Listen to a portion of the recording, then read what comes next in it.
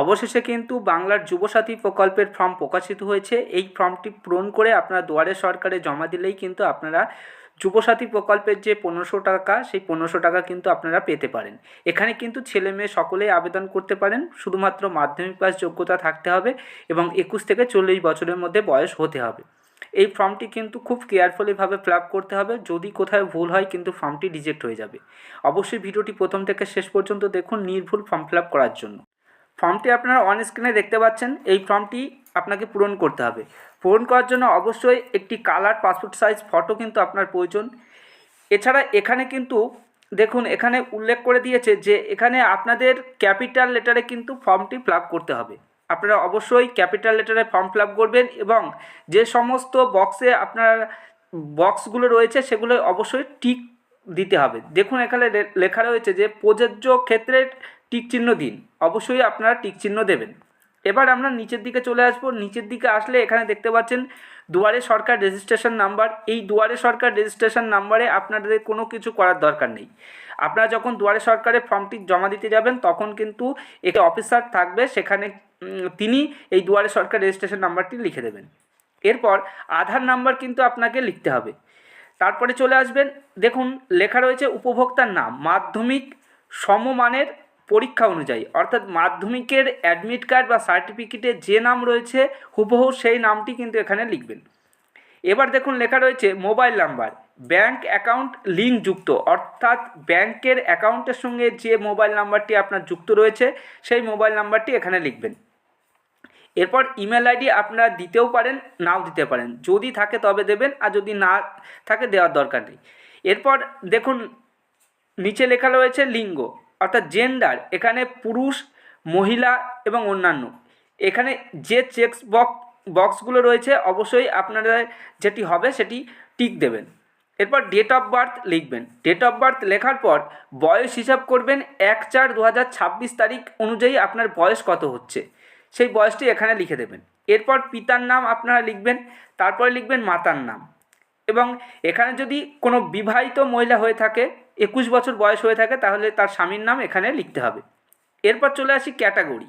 এখানে যদি আপনি এসসি হয়ে থাকেন তাহলে এসসির ঘরে টিক দেবেন, এসটি হয়ে থাকলে এসটির ঘরে টিক দেবেন, এবং ওবিসি হয়ে থাকলে ওবিসির ঘরে, এবং জেনারেল হয়ে থাকলে জেনারেল ঘরে কিন্তু টিক দিতে হবে। এবং এসসি এসটি এবং ওবিসিদের যদি আপনি টিক মেরে থাকেন তাহলে কিন্তু আপনাদের সার্টিফিকেট নাম্বার এখানে দিতে হবে। জেনারেল টিক মারলে কোনো সার্টিফিকেট নাম্বার দেওয়ার দরকার নেই। এবার চলে আসি, এখানে আপনি অবিবাহিত না বিধবা না বিবাহিতা না বিচ্ছিন্ন এইগুলো দেখতে পাচ্ছেন, এখানে আপনার যেটা হবে সেটা টিক দেবেন। এরপর এখানে বাড়ির নাম্বার আপনাকে দিতে হবে। দেওয়ার পর নিচে চলে আসুন, দেখুন লেখা রয়েছে গ্রাম, শহর, নগরী। এখানে যদি আপনার গ্রাম হয়ে থাকে গ্রামের নামটি অবশ্যই ক্যাপিটাল লেটারে লিখবেন। সমস্ত ফর্ম ফিল আপটা কিন্তু আপনাদের ক্যাপিটাল লেটারেই করতে হবে। এরপর এখানে ডাকঘর যেটি রয়েছে অর্থাৎ পোস্ট অফিস আপনার যেটা রয়েছে পোস্ট অফিসটি দেবেন। এরপর গ্রাম পঞ্চায়েতের নামটি দেবেন, তারপরে ব্লকের নাম দেবেন, তারপরে থানার নাম, তারপরে ডিস্ট্রিক্ট, তারপরে পিনকোড। এগুলো কিন্তু খুব কেয়ারফুলিভাবে ফিল আপ করবেন। 2 পেজের এই ফর্মটি অবশ্যই আপনারা খুব ভালো করে ফিল আপ করবেন। এরপর চলে আসে, দেখুন এখানে লেখা রয়েছে মাধ্যমিক সমতুল্য পরীক্ষার বিবরণ, অর্থাৎ মাধ্যমিকের অ্যাডমিট কার্ডে আপনার যে রোল নাম্বার রয়েছে এখানে রোল নাম্বারটি দেবেন, এবং কত সালে আপনি মাধ্যমিক পাস করেছেন সেই ইয়ারটি এখানে দেবেন। এবার কোন বোর্ড থেকে পাস করেছেন, WBBSE না CBSE না ICSE, এই সমস্ত কিছু দেওয়া রয়েছে। এখানে অবশ্যই আপনারা টিক দেবেন যে কোন বোর্ড থেকে আপনারা পাস করেছেন। আসবেন, এখানে দেখতে পাচ্ছেন শিক্ষাগত যোগ্যতা সর্বোচ্চ, অর্থাৎ আপনি হাইয়েস্ট কোয়ালিফিকেশন আপনার কি রয়েছে সেটি এখানে দেবেন। বর্তমানে পেশায় আপনি কি সেটি এই ঘরে লিখে দিতে হবে। এরপর চলে আসি ব্যাংক অ্যাকাউন্ট ডিটেলস। অবশ্যই এখানে দেখুন লেখা রয়েছে যে আধার কার্ডের সঙ্গে অবশ্যই ব্যাংক অ্যাকাউন্ট যুক্ত থাকতে হবে, না হলে কিন্তু আপনারা টাকা পাবেন না। এখানে ব্যাংকের নাম দেবেন, যে ব্যাংকের বইটি দিচ্ছেন সেই ব্যাংকের নাম দেবেন, ব্যাংকটি কোথায় অবস্থিত অর্থাৎ ব্যাংকের শাখার নাম, তারপর এখানে আপনার ব্যাংক অ্যাকাউন্ট নাম্বার দেবেন, IFSC কোড দেবেন। দেওয়ার পর নিচের দিকে চলে আসবেন, দেখুন লেখা রয়েছে অন্য কোনো সরকারি সাহায্য পান কি না রাজ্য সরকার প্রদত্ত শিক্ষাগত সুবিধা বা বৃত্তি ছাড়া। এখানে যদি আপনি কোনো প্রকল্পের টাকা পেয়ে থাকেন তাহলে হ্যাঁ দেবেন এবং তার বিস্তারিত কিন্তু এর নিচে লিখে দিতে হবে। আর যাদের ক্ষেত্রে কোনো প্রকল্পের টাকা আপনারা পান না তারা না টিক মেরে দেবেন। এবার কোন কোন ডকুমেন্টস আপনার লাগবে দেখুন, এখানে লেখা রয়েছে মাধ্যমিক পাশের সার্টিফিকেট, অ্যাডমিট কার্ড এবং মার্কশিট সমস্ত কিছু কিন্তু লাগবে। এরপর আধার কার্ড আপনার লাগবে, ভোটার কার্ড লাগবে, ব্যাঙ্ক অ্যাকাউন্টের পাসবই প্রথম পাতার জেরক্স অথবা ক্যান্সেল চেক অর্থাৎ বাতিল চেক আপনারা এখানে দিতে পারেন। এছাড়া এসসি, এসটি এবং ওবিসি যদি হয়ে থাকেন তাহলে কিন্তু আপনাদের যে সার্টিফিকেট রয়েছে, জাতিগত যে শংসাপত্র যে সার্টিফিকেট, সেই সার্টিফিকেটটা দিতে হবে।